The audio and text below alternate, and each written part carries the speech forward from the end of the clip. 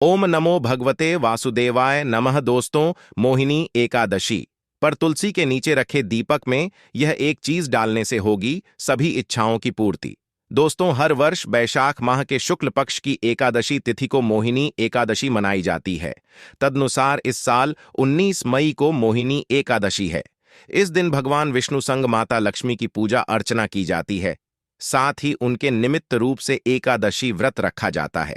धार्मिक मत है कि मोहिनी एकादशी व्रत करने से साधक को 100 यज्ञों तुल्य फल प्राप्त होता है। साथ ही ब्रह्मवध दोष से भी मुक्ति मिलती है। इसके अलावा व्यक्ति द्वारा कि ये सभी पाप नष्ट हो जाते हैं। अतः साधक मोहिनी एकादशी पर आराध्य भगवान विष्णु की पूजा करते हैं। चलिए वीडियो को शुरू करते हैं। लेकिन दोस्तों, उससे पहले अगर आप भी अपने जीवन में भगवान श्री हरि की कृपा पाना चाहते हैं तो वीडियो को लाइक करके कमेंट में जय श्री हरि विष्णु, जय मां लक्ष्मी लिखना ना भूले। आइए सबसे पहले जानते हैं एकादशी तिथि का शुभ मुहूर्त क्या है। हिंदू पंचांग के अनुसार वैशाख माह के शुक्ल पक्ष की एकादशी मोहिनी एकादशी तिथि वैशाख मास की एकादशी तिथि 18 मई 2024 को सुबह 11:23 पर शुरू होगी। वहीं इसका समापन अगले दिन 19 मई 2024 दोपहर 1:05 पर होगा। उदया तिथि के आधार पर मोहिनी एकादशी व्रत 19 मई 2024 को रखा जाएगा। वहीं मोहिनी एकादशी व्रत का पारण 20 मई सोमवार को किया जाएगा। सोमवार के दिन आप व्रत का पारण सुबह 5:28 से सुबह 8:12 के बीच कभी भी कर सकते हैं। ऐसे में मोहिनी एकादशी का व्रत 19 मई 2024 को किया जाएगा। दोस्तों, पौराणिक ग्रंथ के अनुसार इस दिन भगवान विष्णु के मोहिनी स्वरूप की पूजा की जाती है।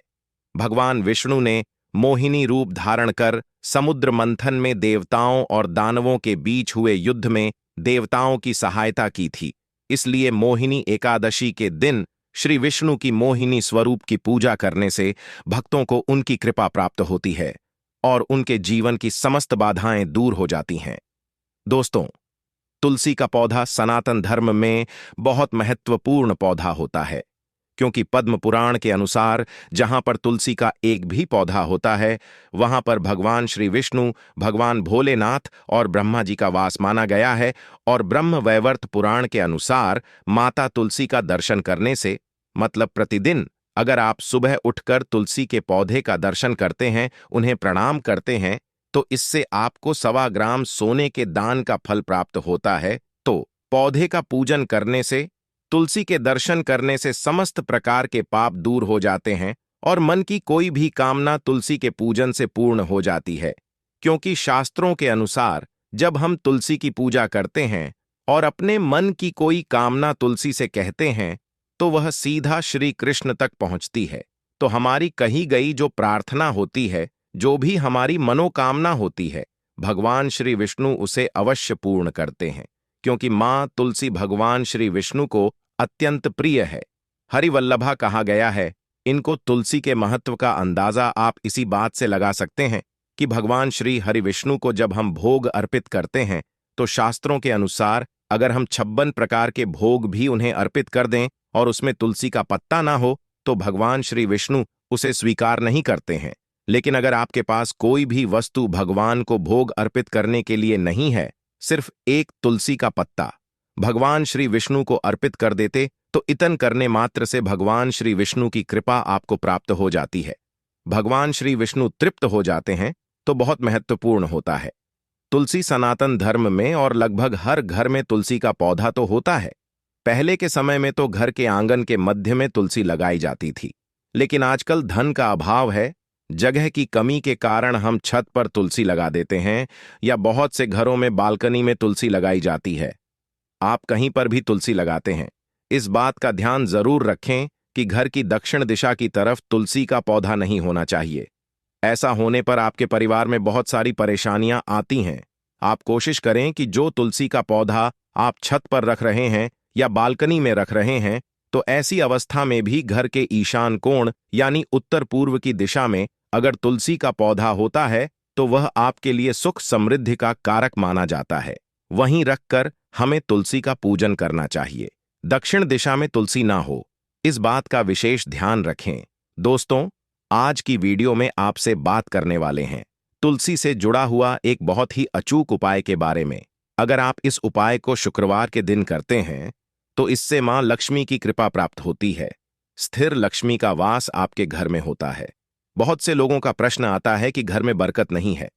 देखिए, बरकत का मतलब होता है कि अगर जो भी पैसा आप कमा रहे हैं, जो भी आपके पास धना आगमन के रास्ते हैं, पर्याप्त धन का आगमन आपके घर में हो रहा है, उससे आपकी जो जरूरतें हैं वह पूरी हो जाती है और कुछ पैसा आपके पास हमेशा रहता है।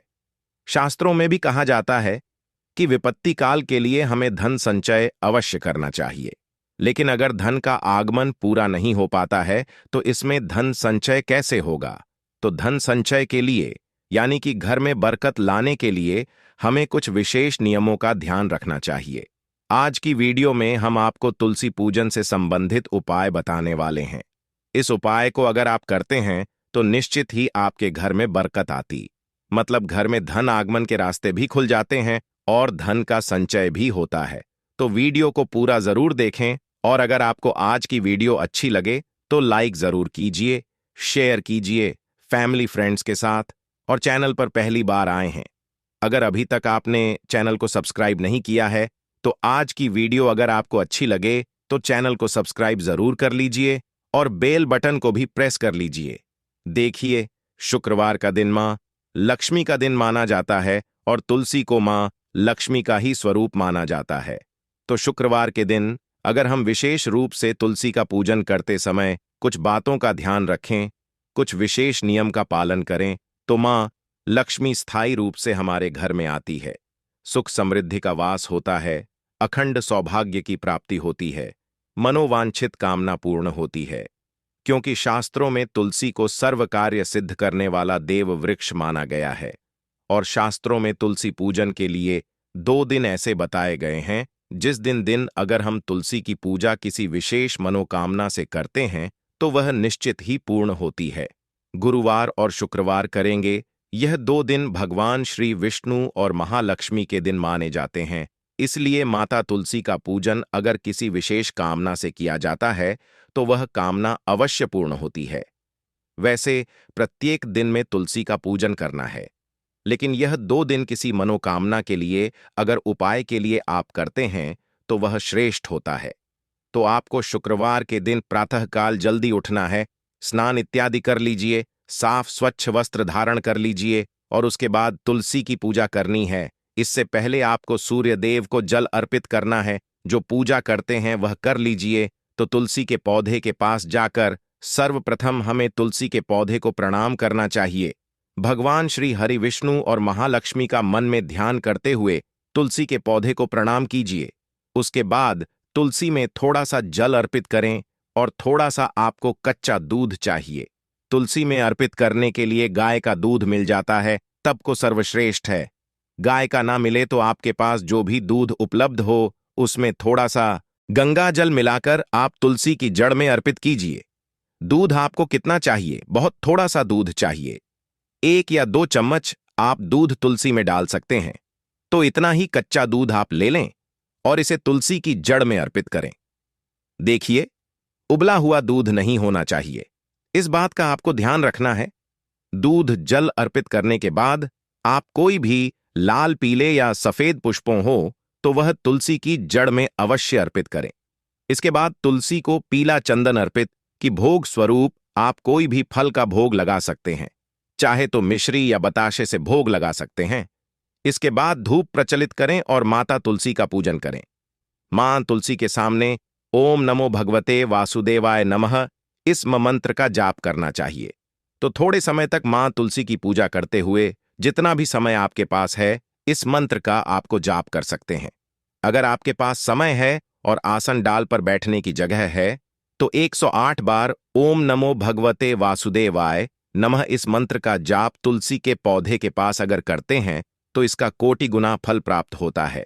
शास्त्रों के अनुसार अगर तुलसी के पौधे के पास बैठकर हम विष्णु सहस्त्र नाम का पाठ करते हैं या भगवान श्री विष्णु के किसी भी मंत्र का जाप करते हैं, उनके नाम का स्मरण करते हैं, तो इसका फल बहुत अधिक प्राप्त होता है।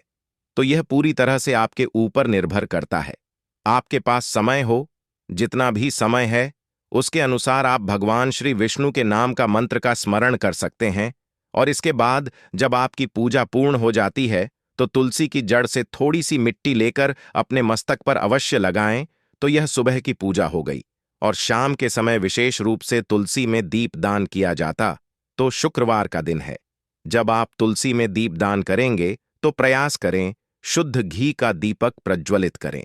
लेकिन अगर आपके पास शुद्ध घी उपलब्ध नहीं है तो आप तिल तेल का भी प्रयोग कर सकते हैं। अब बात करें कि दीपक का विशेष उपाय क्या होता है। देखिए, अगर आप घर में बरकत चाहते हैं कि मां लक्ष्मी आपके घर में स्थायी रूप से वास करें, तो यह दीपक आपको शुक्रवार से शुरू करना है और प्रतिदिन आपको इसी प्रकार से तुलसी के नीचे शाम को दीप दान करना है। क्योंकि आज जो हम आपको दीपक बता रहे हैं, मन की कामना को पूर्ण करने वाला दीपक है, इच्छा पूर्ति दीपक। तो इसके लिए आपको दीपक लेना है। कोई सभी दीपक आप ले सकते हैं। आप अगर पीतल का दीपक प्रयोग करते हैं तो ज्यादा अच्छा होगा, क्योंकि प्रतिदिन धोकर साफ करके आप उसका प्रयोग कर सकते हैं। लेकिन अगर आप मिट्टी का दीपक प्रयोग करते हैं तो इसके लिए आपको हर रोज मिट्टी का नया दीपक चाहिए, क्योंकि मिट्टी के दीपक को आप दो दरा प्रज्वलित नहीं कर सकते हैं। और बहुत से भक्तों का प्रश्न होगा कि क्या हम आटे के दीपक का प्रयोग कर सकते हैं? जी हां, बिल्कुल कर सकते हैं। कोई भी दीपक आप ले लीजिए, उसमें आपको शुद्ध घी या फिर तिल का तेल डाल दें, उसमें आप कलावे की बाती डालें। देखिए, कलावे की बाती डालने से माता लक्ष्मी की विशेष कृपा प्राप्त होती है, तो कलावे की बाती का प्रयोग करें। कलावा क्या होता है, यह भी प्रश्न कई लोगों का आता है। देखिए, जो पूजा में हम धागे का प्रयोग करते हैं अपने हाथ में बांधने के लिए, उसे कलावा कहा जाता है या मौली कहा जाता है। उस कलावे की बाती बनाकर दीपक प्रज्वलित कर दीजिए और दीपक प्रज्वलित करने के बाद उस दीपक में आपको 2 इलायची डालनी है। 2 हरी वाली इलायची डाल दीजिए, थोड़ा सा इत्र डाल दीजिए और 2 लौंग डाल दीजिए। लौंग फूल वाली होनी चाहिए, इस बात का आपको ध्यान रखना है। ये तीनों चीजें प्रतिदिन आपको दीपक में डालनी है। इससे क्या होता है, देखिए, इलायची मां लक्ष्मी को अत्यंत ही प्रिय है, तो इलायची का प्रयोग करने से दीपक में धन का आगमन होता है और इत्र का प्रयोग करने से भी धन का आगमन होता है। इसके साथ ही इत्र का प्रयोग जब हम दीपक में करते हैं तो इससे मान सम्मान में वृद्धि होती है, यश की प्राप्ति होती है और मां लक्ष्मी को सुगंध बहुत प्रिय है। तो प्रयास करें कि गुलाब का अगर आपको सुगंध वाला इत्र मिल जाता है तो इस इत्र का आपको प्रयोग करना चाहिए। इससे मां लक्ष्मी की विशेष कृपा प्राप्त होती है। और इसके अलावा आप जो लौंग का प्रयोग कर रहे हैं, इससे घर की नकारात्मक ऊर्जा दूर होती है। किसी भी प्रकार की नकारात्मक ऊर्जा आपके घर में है, चाहे कलह क्लेश बहुत अधिक रहता है, बीमारियां बहुत अधिक रहती हैं, किसी के कराए तंत्र मंत्र का प्रभाव, घर में वास्तु दोष, ग्रह दोषों, समस्त प्रकार के दोष और नकारात्मक ऊर्जा दूर हो जाती है। लौंग का प्रयोग करने से तो जब तक घर में नकारात्मक ऊर्जा रहेगी तब तक मां लक्ष्मी का प्रवेश नहीं होता, तब तक घर में बरकत नहीं होती है। इसलिए लौंग का प्रयोग प्रतिदिन दीपक में अवश्य करना है। अब बहुत से लोगों का प्रश्न होगा कि हमारे पास यह तीनों चीजें नहीं है, तो ऐसे में हमें क्या करना चाहिए? देखिए, अगर आपके पास सारी चीजें नहीं है, जैसे कि लौंग, इलायची और इत्र का प्रयोग हमें करना है, आपके पास कोई भी एक चीज नहीं है, आप उसे स्किप कर सकते हैं। बाकी की 2 चीजें आप डालकर दीपक प्रज्वलित कर सकते हैं। लेकिन प्रयास कीजिए कि तीनों चीजें आपके पास उपलब्ध हों। पूजा की दुकान पर बहुत आसानी से आपको लौंग भी मिल जाती है, इलायची भी मिल जाती है और इत्र भी मिल जाता है। पूजा की दुकान पर तो हर रोज शाम के समय जब आप दीपक प्रज्वलित करते हैं, ये तीनों चीजें डालकर अगर आप घर में तुलसी के पास दीपक प्रज्वलित करते हैं तो कभी भी आपके जीवन में धन का अभाव नहीं होगा। इस प्रयोग को आप प्रतिदिन कर सकते हैं। कोई भी इसमें महंगी वस्तु नहीं बताई है। तो अगर आप कर्ज में गिरे हो, धन के अभाव में, व्यापार में बहुत अधिक घाटा हो रहा है, आर्थिक तंगी हो रही है, पैसे का आगमन नहीं होता है या पैसा आता है लेकिन घर में टिकता नहीं है, व्यर्थ के कार्यों में खर्च हो जाता है, तो इस उपाय को जरूर कीजिए।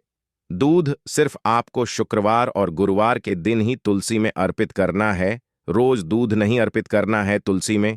लेकिन यह दीपक आप प्रतिदिन प्रज्वलित कर सकते हैं और तुलसी माँ से प्रार्थना करें कि आपके जीवन में जो धन की तंगी है वह दूर हो, मतलब मन की जो भी आपकी परेशानी है तुलसी के सामने कहते हैं तो बहुत ही शीघ्र दूर होती है और जो भी आपकी कामना है वह पूर्ण होती है। तो आशा करते हैं आज की वीडियो से आपको लाभ अवश्य होगा। अगर आपको आज की वीडियो अच्छी लगी हो तो थोड़ी सी भी आपके लिए हेल्पफुल हो तो वीडियो को लाइक जरूर कीजिए, शेयर कीजिए। बढ़ते हैं आगे जानकारी के लिए।